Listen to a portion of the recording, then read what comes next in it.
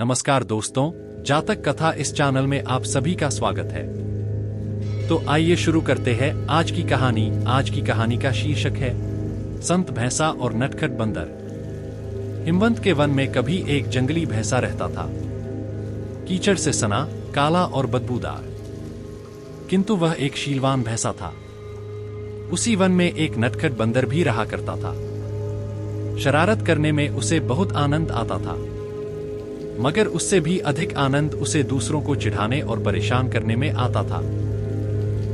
स्वभावत वह भैंसा को भी परेशान करता रहता था। कभी वह सोते में उसके ऊपर कूद पड़ता, कभी उसे घास चरने से रोकता, तो कभी उसके सींगों को पकड़कर कूदता हुआ नीचे उतर जाता, तो कभी उसके ऊपर यमराज की तरह एक छड़ी लेकर सवारी कर लेता। भारतीय मिथक परंपराओं में यमराज की सवारी भैंसा बतलाई जाती है। उसी वन के एक वृक्ष पर एक यक्ष रहता था। उसे बंदर की छेड़खानी बिल्कुल पसंद न थी। उसने कई बार बंदर को दंडित करने के लिए भैंसा को प्रेरित किया, क्योंकि वह बलवान और बलिष्ठ भी था।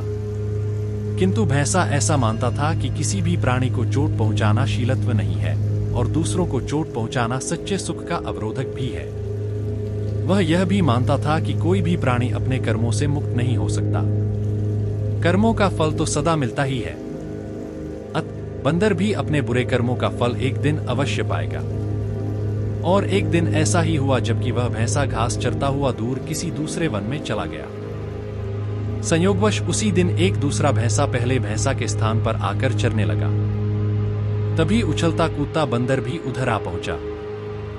बंदर ने आव देखी न ताव। पूर्ववत वह दूसरे भैंसा के ऊपर चढ़ने की वैसी ही धृष्टता कर बैठा।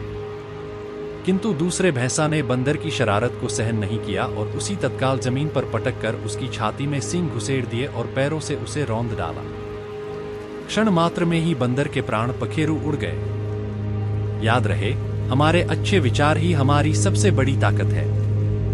अगर इन कहानियों में से एक भी कहानी आपके जीवन में सकारात्मक बदलाव लाती है और आपको अपना जीवन जीने में सहायक होती है, तो हमारे इस चैनल का उद्देश्य पूरा होता है। ऐसे ही जातक कथाएं सुनने के लिए जुड़े रहिए हमारे साथ। और हाँ, चैनल को लाइक, सब्सक्राइब और शेयर जरूर करें। धन्यवाद।